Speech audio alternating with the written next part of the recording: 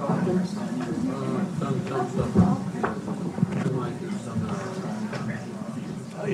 right. Well, thanks so much, everyone, for joining us.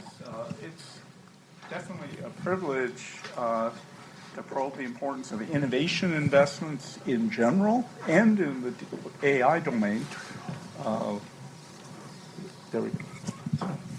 There we go. We want to talk this morning about the importance of the innovation investments in general, but also in the AI domain with Director Prabhakar, who knows a lot about this and has a lot of, I think, important thoughts to share. I'm Mark Muro, Senior Fellow at Brookings Metro, where I work on regional technology ecosystems and industrial strategy, especially of late. And I want to draw out this morning some of the director's wide knowledge about the importance, status, and direction of U.S. R&D spending. We can't talk about this enough.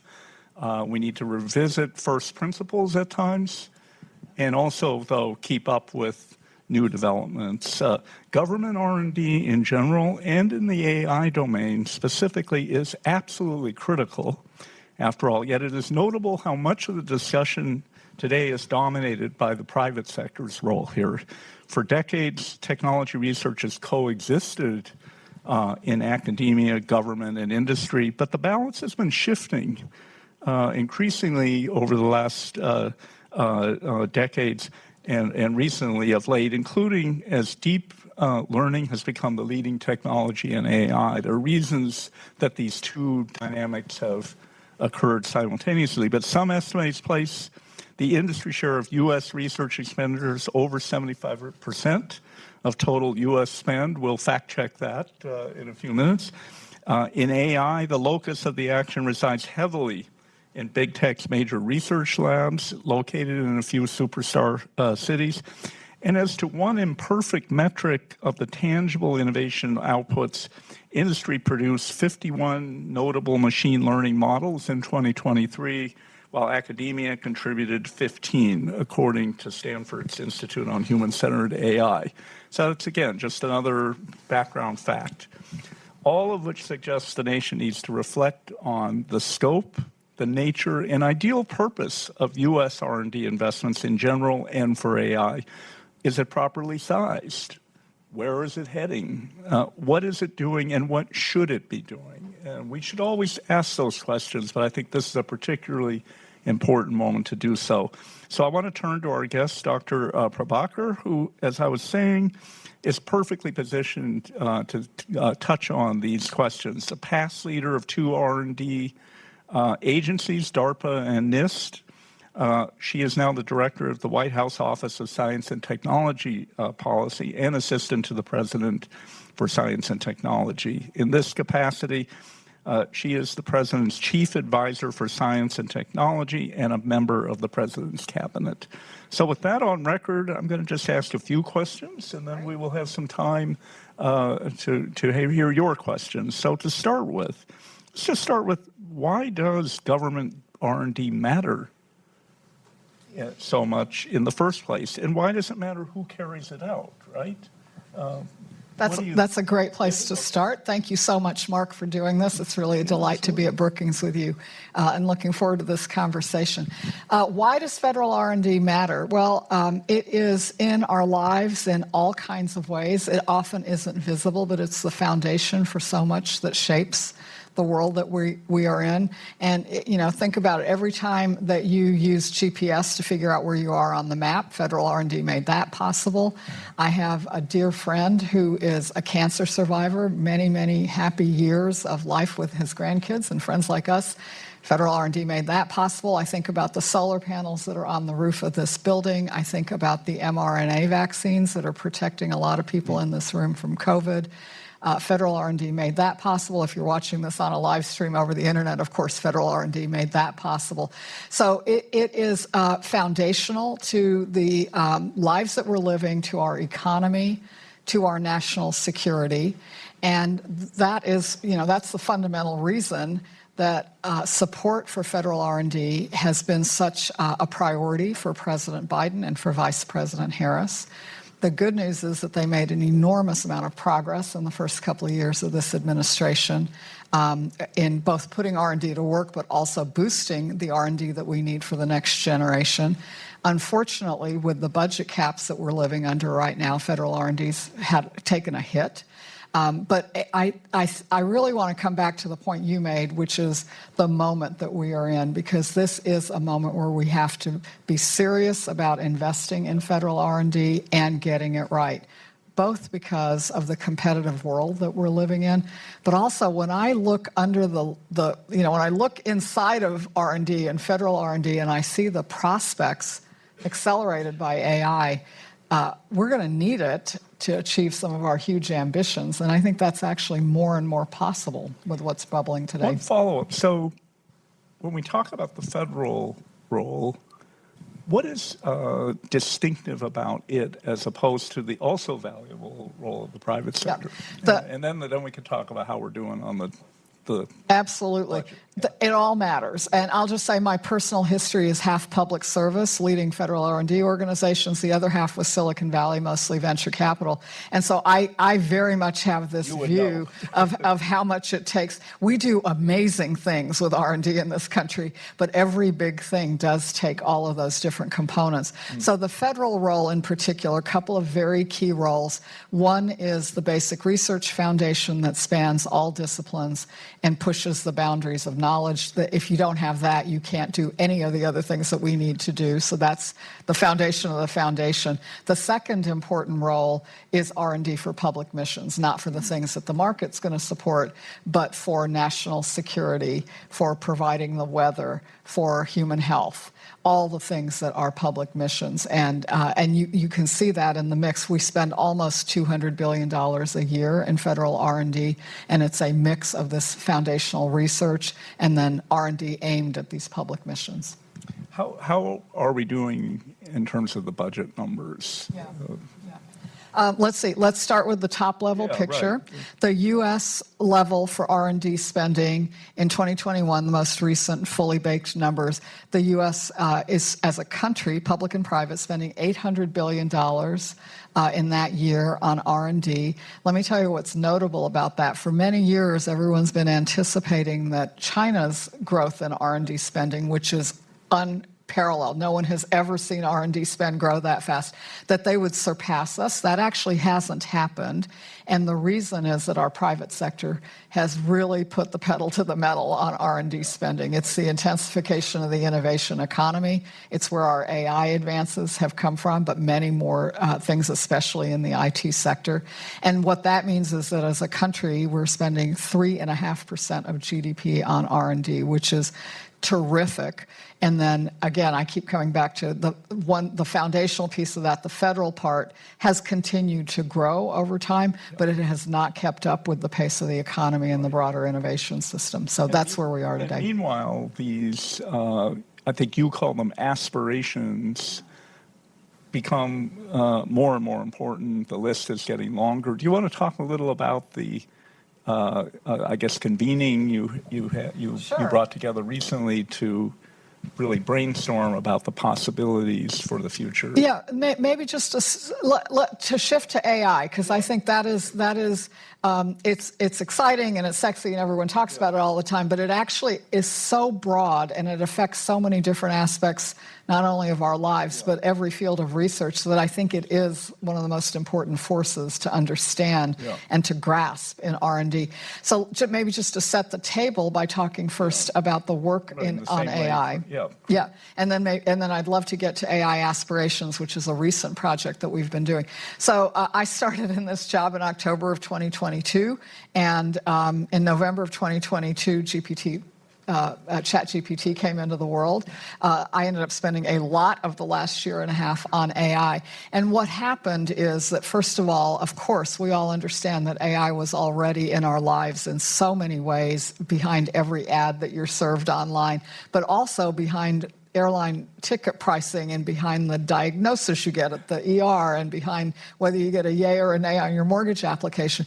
So it was in our lives, but it was a little hidden. Yeah. And then what happened with generative AI, with chatbots and image generators, is it was no longer hidden, it was in your face. And so last year really became a moment that the president and the vice president seized to say, first of all, this is the most consequential technology of our times.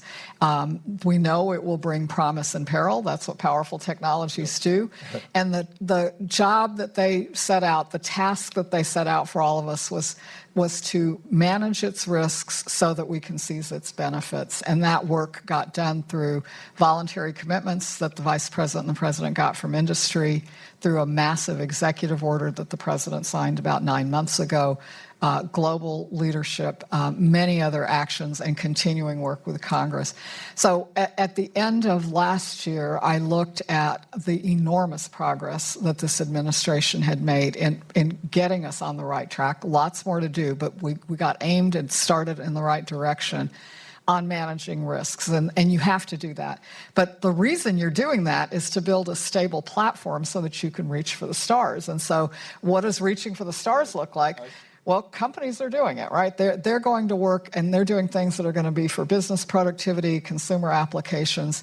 But we've got the country's work to do as well, and that's what led to our project called AI Aspirations. It's about putting AI to work to achieve the big things that this country needs to do, from health to dealing with climate change to lifting up opportunity for every person.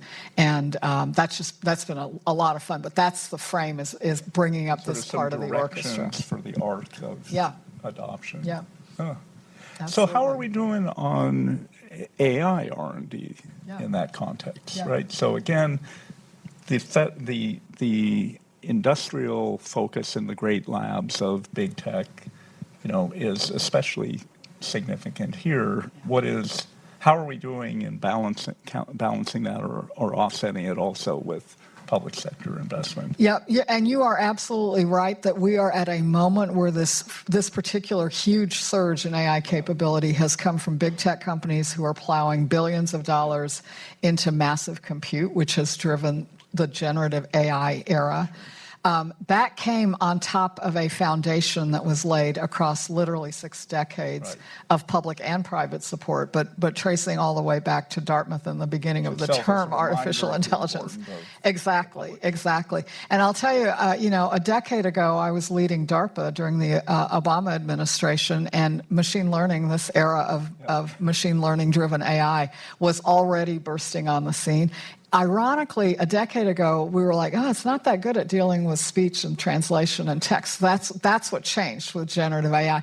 But even a decade ago, it was already phenomenally valuable for looking at patterns of cyber intrusions or sorting antibodies from a survivor of Ebola to look for the antibodies that would be good treatments. So I found we were using it in so many different ways in research even then. And now to come to this moment. So private investment in AI is huge. It's visible. It's shaping a lot of the discourse, and it is critically important because those tools to generate images, to analyze text, to generate text, to manage video, that's all about the language we humans speak, and so it's going to have phenomenal implications for business and for business productivity, but also for the government's operations. And at the same time, the underlying technology is also extremely powerful for all these other public missions. It may not just be large language models that we're using. And that's what AI Aspirations really got after.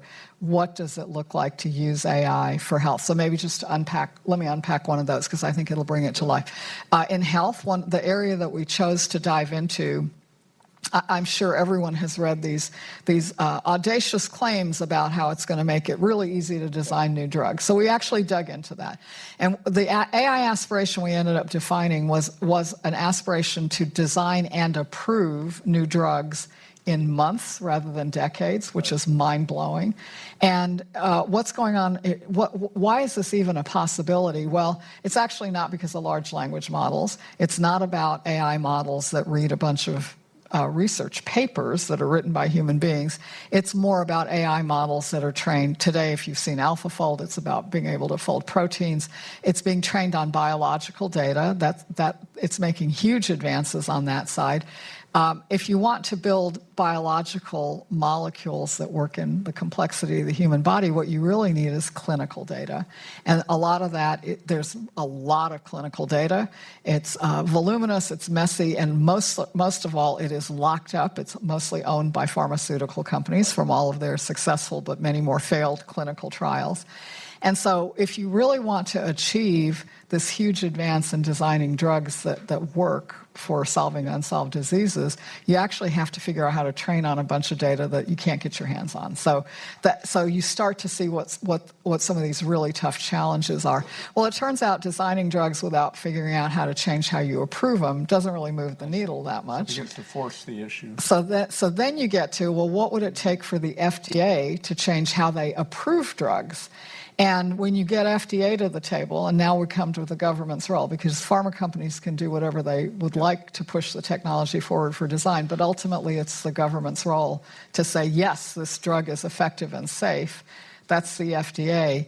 And so the reason I think we now have a real path to these kinds of huge advances for new drugs is because ARPA-H, the new ARPA for health that President Biden started, ARPA-H is putting together a program that offers the prospect that the FDA would actually use AI models as gates into an accelerated approval process, even just the early stages, like agreeing on toxicity for a new compound.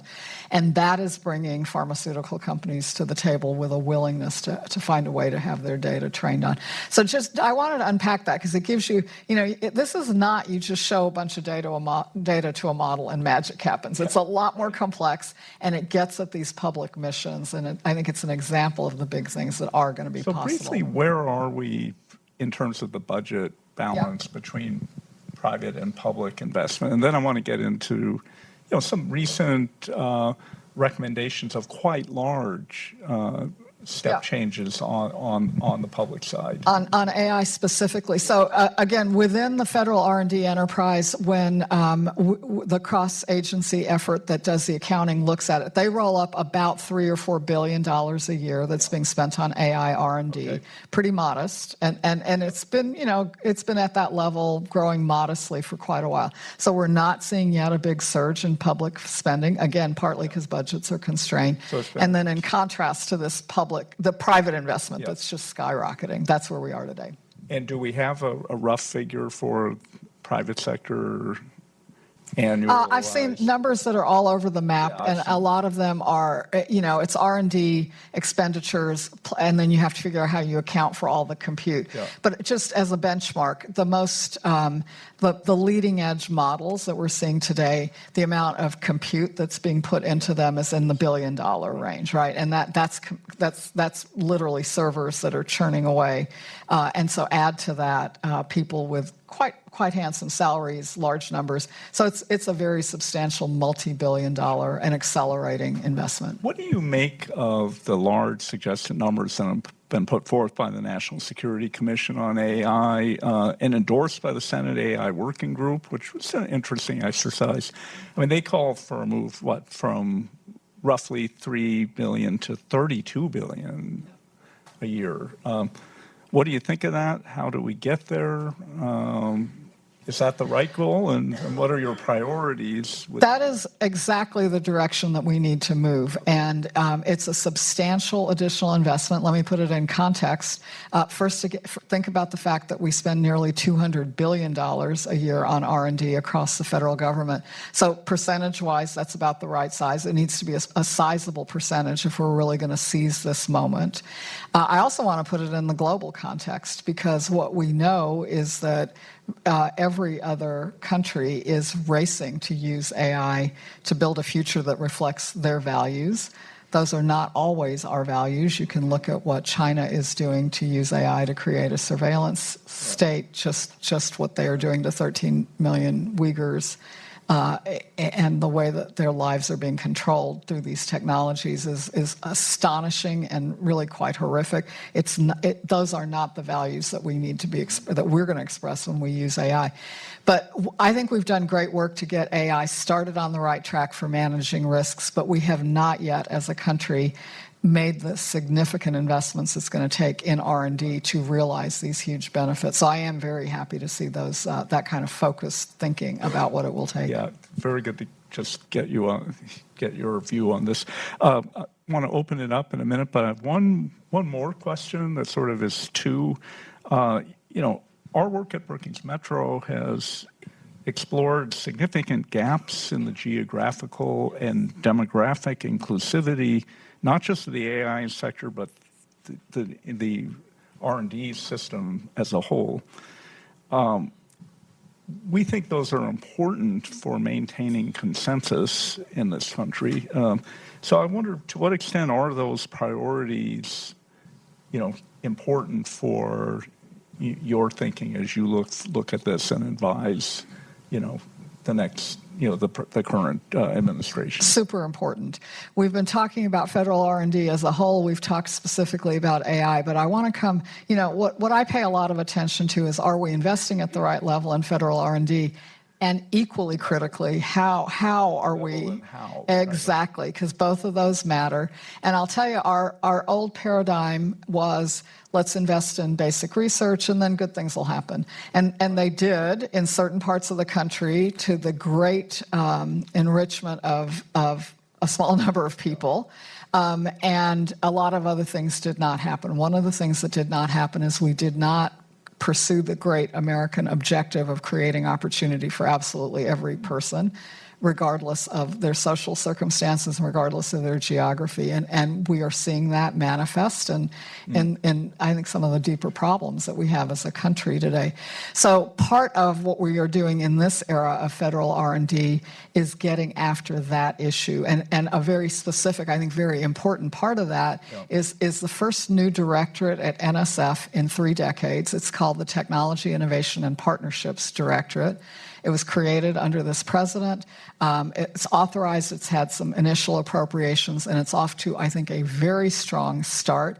A keystone program for that directorate is regional innovation engines, and it is all about giving communities across the country a chance for them to figure out what they see as their greatest economic opportunities out ahead, based on what they know in their geography, the companies that they already have, what's bubbling in their universities, because we have amazing university research across the country. And so today, with the great start that NSF has made with regional innovation engines, we have 9 of these engines around the country. They have each been funded at $15 million for the first 2 years to get started. If budgets can hold, and this is what happens when budgets are at risk. If budgets hold, they can each get to as much as $160 million over 10 years. That is real money that's going to help companies and universities and community colleges and labor organizations come together. And if it's in North Carolina, where we have one of these regional innovation engines, that is about high-performance textiles and a circular economy for textiles, building on decades and centuries of expertise on textiles. If it's in Arizona, it's about water, which is life and death in a place like Arizona. Right. So it's very localized, and it's driven by these communities. But when you go visit these places and you meet people who are working in an hourly wage job, but going to a community college, getting an apprenticeship in a business that might have really promising prospects going out ahead, and you can see how it's starting to change people's lives, you start to see that connection between the investment in innovation and then the thing, the whole point of the exercise is for people to lead a better life. And I think important, it maintains the generations-long consensus around new technologies in this country, which is threatened potentially. Well, let's, I think we have a couple minutes for a few questions. Let's see, why don't we start here? Hi, I'm Bob Hershey. I'm a consultant. Could you tell us a bit more about these regional programs? Absolutely. I love these regional programs. I'll tell you more about those for sure. I mentioned that we've gotten a good start with 9. I want to point out that there are also 59 different regions that have gotten smaller planning grants. And so, you have to start, that this is a vast country, and I think the opportunities to build these kinds of activities is going to, if we can keep nurturing it, I think this can blossom in many, many places.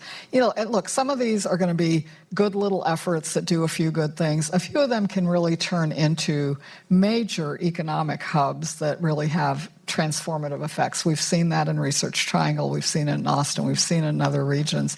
And the federal encouragement when people already are on the ground trying to breathe life into this, I think that can be a really valuable partnership. So it's something I'm very hopeful about.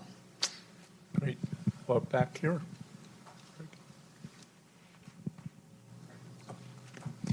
Yes, my name is Roger Cochetti. I'm an editorial contributor on technology policy for the Hill newspaper. And as background, I spent much of my career with technology-driven, R&D-driven companies, ComSat, IBM, VeriSign, and part of that was in the front lines dealing with investor relations. So my question draws a little bit on your private sector experience, which is, there seem to me to be 2 dilemmas I'd ask you to comment on in private sector R&D spending. The first is best epitomized by a comment a major investor made to me about my company spending money on broad R&D, and that is that this is foo-foo dust, and if your management team can't get rid of it so we can increase the ROE, then we will find a better management team to do it. In other words, justifying it to investors, especially raters, especially, private equity, who can say, I can make this company sing, I can make it profitable, is dilemma number 1. Dilemma number 2 is that most of the companies that generate a lot of the R&D spending you were quoting are what the FTC would describe as monopolies. We can only look back to Bell Labs and IBM Research. When you're a big company and don't have to worry about your quarterly returns, you can spend money on broad R&D. Very few startups, obviously nobody in stage A, B, and C, but once you've reached the point that you are business, telling your shareholders, well, we need to spend a lot of money on R&D because we need to plan for the next 25 years or something like that is very difficult for a startup company. So how do you avoid the 2 traps of, number 1, raters looking at this as a waste of money and telling other investors and shareholders, and number 2, smaller companies simply not being able to do it and it being the domain of the biggest companies? Thanks. I thought that was a beautiful exposition of some of the dynamics that happen in private sector R&D. I really resonate with your first point because I was briefly CTO of a publicly traded company, so I had the R&D budget, and I rapidly realized that every one of my CEO's management meetings was about how to make the numbers not next quarter but this quarter, and the only thing I could do to help make the numbers this quarter was to spend less, so that was not very satisfying. So there are industries where those pressures are very real. And it does drive to only spending R&D on the things where revenues and profits are tangible, where they're very, very visible. And I think your point about bigger companies, it's really our big tech companies in the IT industries they are the ones who are driving this rapid acceleration of U.S. R&D spend, mostly private sector spend. Our manufacturing industries and our pharma industries continue to be R&D intensive, but it's really only our IT industries where they've just zoomed ahead. And I think it really does reflect your point. I will tell you that the bigger overarching issue in my mind is that even for those companies, at the end of the day, if those R&D investments aren't turning into profits and growth, they're not going to continue. And actually, I think we're at a moment in AI where the excitement of last year, we're in the hype cycle, right? And so some of the noise is going to get washed out, and what that looks like is there will be some places where people retreat on R&D spend. So all of that is going to happen in the private sector, but to me it underscores that it's only the federal government, it's only we as a public that are going to support the research that is long-term in nature, that's the deep foundational research that reaches across every part of the country, not just where people have business operations.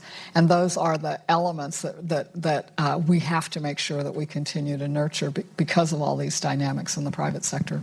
Okay, I think we have time for one quick question. Who is the shortest question? Yeah. Okay. All right, back here. Yeah. Yeah, sure. Thanks. Well, I'll try to keep this short then. Basically, it's been awesome to hear all about your excitement about the opportunities for innovation and to keep, as you said, harnessing the benefits. But to your earlier point, part of the calculus is also balancing and managing the risks. So how do you and others in the federal government feel about how to strike an appropriate balance between the benefits and the risk? And how do you feel about, say, California 1047 and other efforts at the state level to take a more aggressive regulatory approach to AI innovation, especially in the states where that innovation is most active? Everyone asks me if I'm for AI or against AI, and I just think it's the wrong question. I want us to be aggressive about managing the risks, and I want us to be aggressive about seizing the benefits. And I actually think they go hand in hand, because right now, many people in this country don't trust AI and are somewhat, the polling still shows, I would say, somewhat more fear than hope in the United States. And until that trust is there, we're not going to realize its business potential, and we're not going to realize its potential for public missions as well. So I see them going very much hand in hand. And I think, again, the president and the vice president with their leadership they've charted the right course. We're doing a lot through executive action, through how the government uses AI, and I think that's exactly the right start. There's so much more to be done, including legislation, but I do think that that's on the right track. I'll also tell you, ironically, when you get to the seizing of benefits, it's in building AI systems and putting AI to work that you actually figure out what the real risks are, and you find the paths to build in the mitigations. Just to go back to drug design for a minute, those biological design tools that are going to allow us to target cancer cells better, it turns out they are the exact same biodesign tools that are going to make biosecurity headaches even worse. But if you know that going in, and again, if we're playing our public role, as ARPA-H builds that program, they are going to be building in the guardrails and the norms and practices for using these powerful AI biodesign tools. So that's a little bit of a sense of how I see these two proceeding together.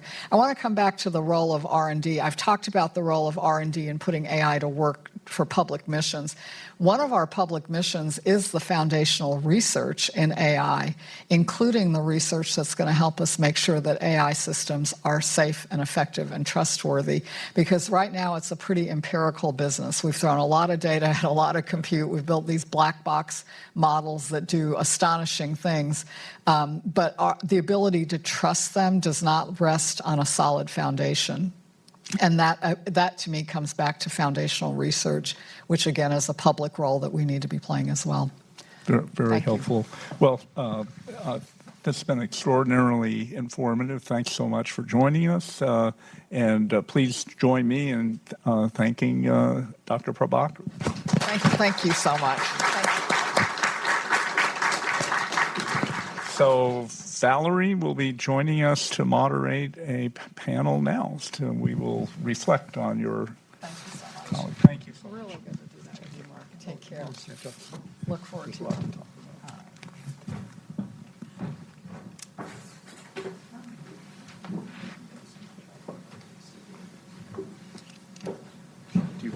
I think I'm here, you're here.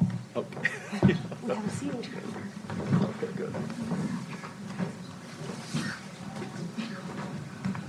Thanks so much, Mark. I'm Valerie Wirtschafter, and I'm a fellow here in the AI and Emerging Tech Initiative and the Foreign Policy Program. We're very excited to be joined by this great panel, and I know you all have a lot of questions, so hopefully we can get to some of those for the panel conversation as well.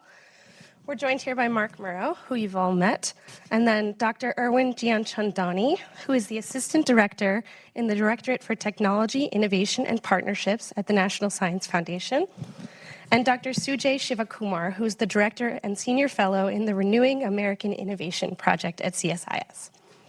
So given timing, I would love to just jump right into questions. So perhaps maybe Sujay and then Mark would love to get your reactions to the conversation we just heard. So I think Dr. Prabhakar hit all the right. Yes, I think Dr. Prabhakar hit all the right notes in terms of both what the promise as well as what we need to do to make sure that we achieve that promise. I think one of the key issues is that while we do have what might be broadly called a lead in AI, we need to make sure that our stewardship of that lead is one that both captures the advantages of that lead and also make sure that the roots of that growth are continue to be nourished through long-term support for research development and the growth of our innovation ecosystem. How about you, Mark? Yeah, I'll keep it short, but I especially appreciated the Director's strong claim for the importance of public sector R&D investments, especially given the massive tilt that we're seeing in especially AI R&D to the big research labs of big tech. That is a crucial part of where the nation needs to go, but I just don't believe that a passive approach that relies too heavily on the private sector on this one to drive innovation and determine research agendas, will win the strategic competition we face, but also leverage these technologies sufficiently for the national good. I just don't think our history suggests that passivity is the right stance. So we need active shaping of the technologies and sectors to help us solve national challenges in addition to the challenges that the companies want to solve. Develop varied use cases, maintain safety, and foster regional and social inclusion. Those things won't necessarily happen on their own. And to the extent we can find a way to complement what big tech is undertaking on its own right, we will be much better off. Thanks so much.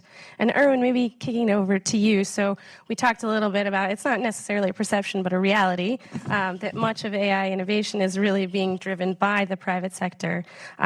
So curious, and we talked a little bit about this as well, is how stark that imbalance is. And then perhaps, and the director hit on the regional innovation engines that are part of your directorate, but talking a little bit to us about what the NSF is doing around AI R&D.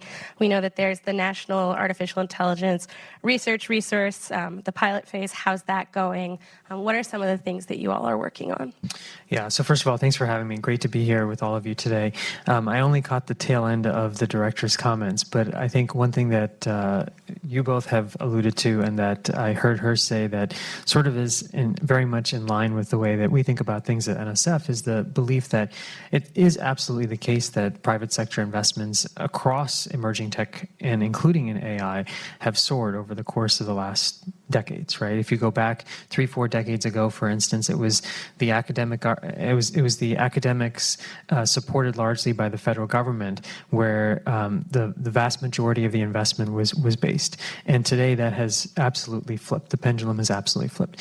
But Director Prabhakar noted, I think, at the very end of her remarks that it is also the case that the private sector investments, and I think it was an answer to the question from the gentleman in the back, private sector investments really are grounded in, what is the product at the end of the day? What is that profit and how do we grow that profit margin into the future? And I think that is an important distinction. That is the important distinction to draw here, that our investments out of the federal government, out of the National Science Foundation, which has long been a leader in artificial intelligence R&D and in all of the emerging technology areas for that matter, really are instead grounded in what are the foundational questions that we should be asking that can give rise to the innovations that enable that private sector R&D and that private sector growth potential 10, 15, 20 years from now. And as much as we, through my directorate, the Technology Innovation Partnerships Directorate, want to accelerate that pace of discovery and innovation, it is absolutely the case that starts with the federal government and with federal investment. So to answer your question briefly,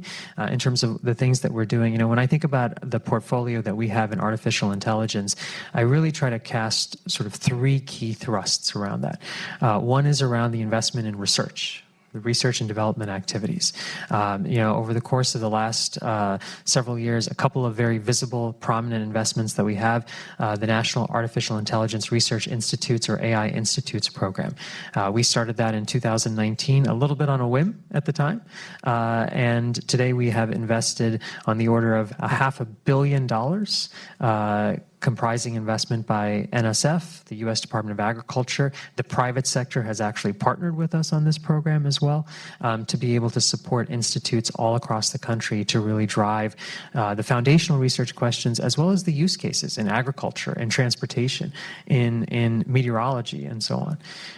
Similarly, with the Engines program, really trying to catalyze regional innovation, trying to really harness the geography of innovation that exists all across the country, the demography of innovation that exists all across the country, the challenges that we face that are unique on the West Coast versus the South versus the Northeast, and so forth. So 7 of the 10 inaugural engines that we funded back in January are in the AI space or intersect with AI. And I'll note that was a $150 million investment by NSF. It has already unlocked more than $350 million in private sector, state and local government matching commitments. So a 2-to-1 match on the American taxpayers' dollar. So there's the research dimension. You talked about the NARE, the National AI Research Resource. So that is an effort that NSF has initiated going back to about 2020 when Congress authorized a task force to really look into this effort that NSF co-chaired with OSTP. We've initiated a pilot. It's $30 million. It is, candidly, a drop in the bucket relative to what the task force articulated was the need here, on the order of $2.6 billion over 5 or 6 years of support for the research resources, the access to compute, the access to data sets, the software workflows, the technical prowess, the technical capability of being able to stitch all of these resources together and federate them. But the pilot is underway. We've funded on the order of more than a couple of dozen projects at this point. We have more than a couple dozen companies that have partnered with us, contributing more than that $30 million as a match at this point, so in compute cycles. So I think we're excited about at least being on the right trajectory, subject to what Congress does in 25 and 26 and so forth. And then the third piece is workforce development for us. We're known as a research agency, but you can't do research if you're not thinking about the workforce. You can't do any of this, frankly, in STEM if you're not thinking about the STEM workforce. And so at all levels, not just graduate students and postdocs, though we certainly have a graduate research fellowship program that we're proud of, but technicians, practitioners, entrepreneurs, educators, K through 12, community colleges, technical schools, thinking about what are the rigorous and engaging curricula and instructional materials, how do we train the faculty and teachers to teach to that curriculum and instructional material, how do we really meet people where they are at the end of the day and entice folks to engage in AI and the fruits that are the benefits that come from that across a whole myriad of sectors as well. That was great, super thorough, and sounds like a lot of interesting stuff going on. So maybe to you, Sujay, I know you had a report come out recently, or at least I recently saw it. So I'm curious, especially in terms of the U.S. in comparison to other countries, and I think the report that you wrote was with China, comparing China and Chinese R&D, and I know that the director talked about this a little bit as well, but I wonder if we could maybe dig in a little bit to what you found in terms of where the U.S. stacks up in terms of public investment in AI, and where the gaps are, where the success is, kind of what does that comparison look like, maybe a level deeper?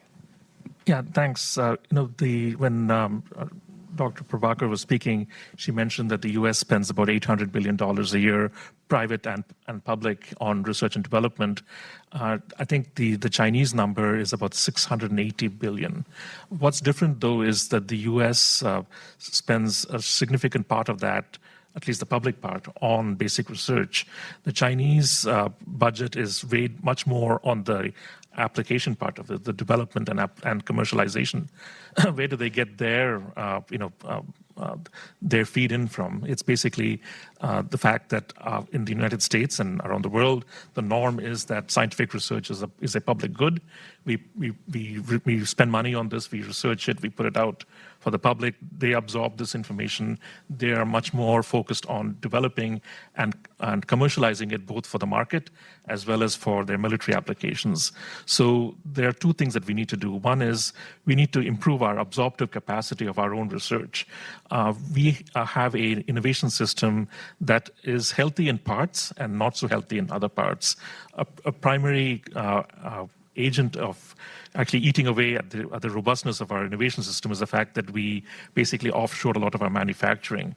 Manufacturing is actually the hub. It actually connects our research infrastructure, our education infrastructure, and our research and development infrastructure, our workforce infrastructure, and so forth. A lot of that, the impacts of that on all the other parts of our ecosystem is now being felt. And so when you see what the Chips and Science Act is doing and the investments in programs like TIP, what it's doing is actually encouraging manufacturing to come back. That in turn is putting a lot of pressure on issues like how do we develop the workforce, how do we update our regulatory system, to allow for rapid permits. Whole series of issues that we haven't grappled with for some decades are now being thrust forward. The other part is how do we connect more effectively the different parts of our ecosystem. This is why the partnerships issues that has now been focused in Irvin's directorate is so critical, because you can have a lot of all these different activities going on, but unless you connect them, it doesn't. You need to connect them in order to make sure that the sum is more than just a quick sum of the parts. So this sort of activity, though, requires a long-term effort. You can't just do this for 2 years, 5 years, and then have the whole process being rethought of. When NSF is celebrating its 75th anniversary next year, when NSF was established in the 50s, it wasn't set up for 5 years. It was set up for the decades, because part of the effort was to win the Cold War, and that was thought of as a decades-long effort. Similarly, we have a new reality in the world. We are not only competing militarily, we're also competing for our economic security, and that is going to be, again, a decades-long effort. The Chinese have a long view. We need to develop in our political system a long view approach towards consistency and a long-term approach towards building these partnerships that connect more in a more healthy ecosystem that not only delivers in terms of technological applications, but a much more inclusive one, which is the other point that Dr. Prabhakar pointed out. Super. So cognizant of the time and the number of hands that I saw in the room before, I'm going to bundle a question for the two of you, which is about gaps in funding. So I know, Mark, you've been very vocal in a lot of your research about the lack of resources devoted to the science part of the Chips and Science Act. And of course, the NSF has been on the receiving end of certain budget cuts. So I'm wondering, in terms of the impact of these types of gaps, what kind of impacts are happening?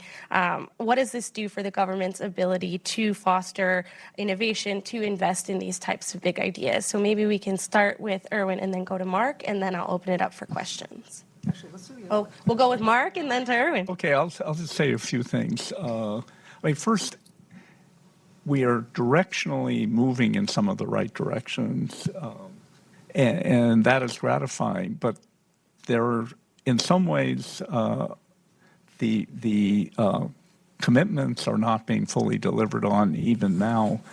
For instance, on the end science part of CHIPS, there's significant appropriations shortfalls beneath the approved levels. In some cases, such as the tech hubs, that hobbles the concept of the hub idea, which actually it calls for sustained, very large-scale funding, right, to drive particular region-based transitions forward. So I think that there's a lot to be concerned about here, even though we also finally can see some of the right directional moves. There is a disturbing historical precedent for underfunding over sustained amounts of time in the American Competes Act from 2007 and the decade after that, where we never made the target. So I think it's really an urgent time right now to really be identifying the directions, which I think we now have in front of us, many of them even models, but we need to make sure that we're delivering. Yeah, I didn't mean to put Mark on the spot, but I figured he'd give sort of a broad brushstrokes overview, and then I could dive in a little bit on NSF to answer your question, Valerie. So a couple of things I would say. First of all, I think it's worth noting, and I don't say this in jest, right? I think it's just worth noting that almost to the same day that the president signed the FY24 appropriations package for the federal government, the discretionary part of the package, the NSF budget this year went down about 5 to 8%, depending on how you count, depending on how you do the math of last year's appropriations bill. And almost at that same exact moment, the People's Republic of China was announcing an investment that was augmenting at the level of $10 billion over the course of this next year in AI and quantum information science, right? So I think that goes to show you that, yes, we have this sort of chronic underinvestment when it comes to authorization levels versus appropriation levels that we need to be mindful of. But I think also we are facing a very particular moment in time that isn't quite what we saw in 2007, maybe isn't even quite what we saw in 2017 with the AICA, the American Innovation and Competition Act, when it comes to this particular most recent authorization around chips and science. I also would argue that it's worth noting that what chips and science was able to do, the and science part is what I'm going to focus on in particular, is something that we don't do every day, even here in Washington, right? We've established a whole new directorate at the National Science Foundation and codified it in law. The last time we established a new directorate was more than 3 decades ago. Think about where you were 3 decades ago, okay? And then in addition to that, not only did we codify it, but we articulated a set of investments through the TIP Directorate, like the Engines program, like Entrepreneurial Fellowship, like the key technology areas that really are critical at the end of the day to ensuring U.S. competitiveness. It's a whole new approach to sort of industrial innovation. And to Sujay's point from earlier, it talks to the point of how do we bring together the private sector and philanthropy with the federal government, with state and local governments, with tribal nations. How do we really harness that full potential? Because we talk about IT a lot. In my field, one of my fields, I was an undergrad in computer science.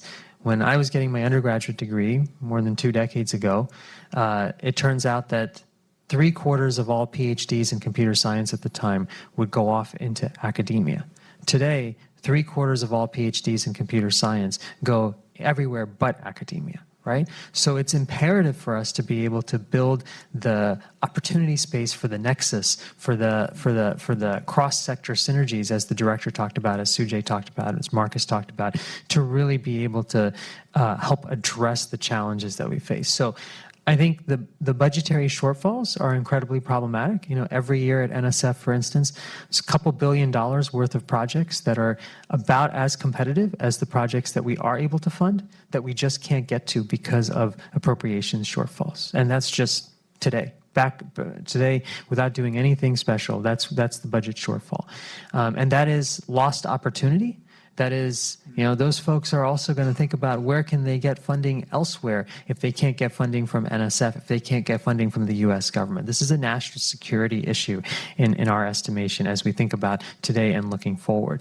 But despite that sort of concerning posture, I think we also have to remind ourselves that this is a huge moment in time, more than a generational opportunity with chips and science that we all have to seize upon as we go forward.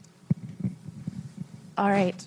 I will open it up to questions for the remaining of the time that we have. So please raise your hand. Maybe we could take a couple at a time. We could start here and then go in the back there. Hi, thanks. My name is Shiv, and I'm a researcher at Duke and Intel fellow.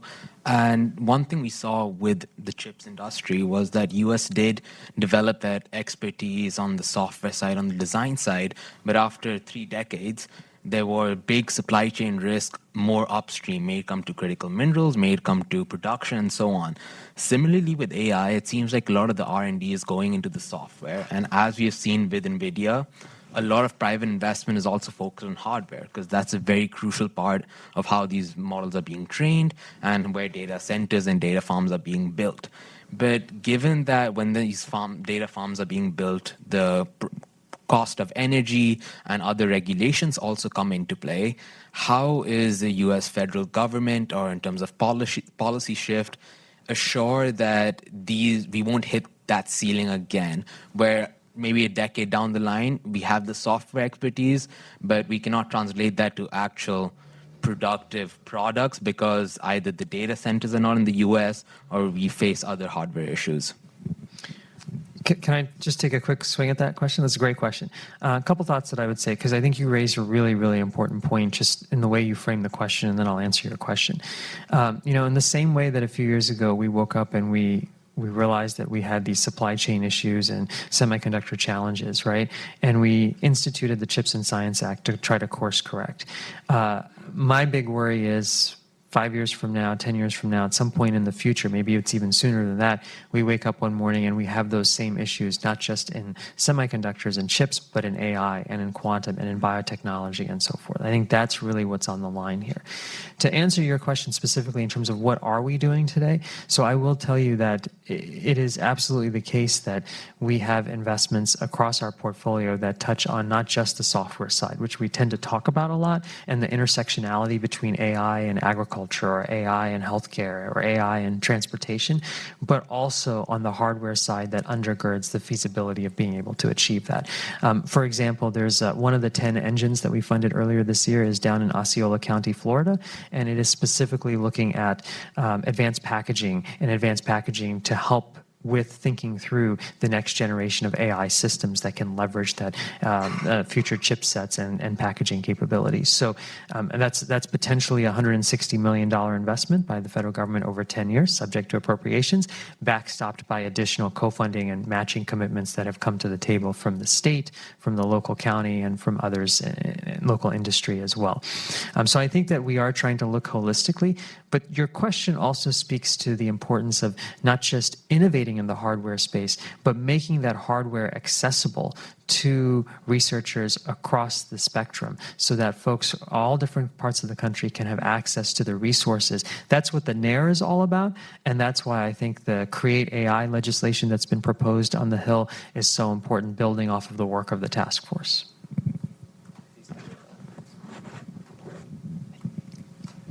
Hi, I'm Jeremy Swack. I'm the co-founder and CTO of a startup called Verba AI. We focus on leveraging AI to detect misleading narratives, AI-generated content, things like deepfakes and cheapfakes. As the leader of a startup, really excited about this kind of renewed public investment in artificial intelligence.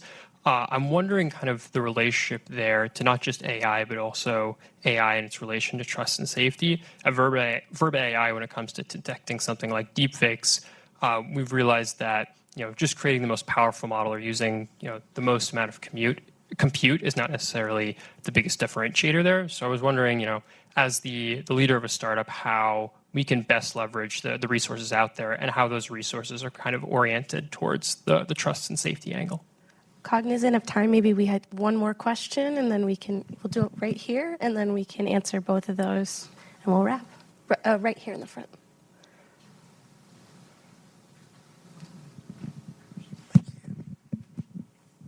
David Lockett, co-principal investigator, School of Applied Computational Sciences. I serve on the Computer Science Teacher Association Policy Committee. What role, if any, does computer science policy play in artificial intelligence, and will that spearhead additional funding for future initiatives? So I know you touched on that briefly, so.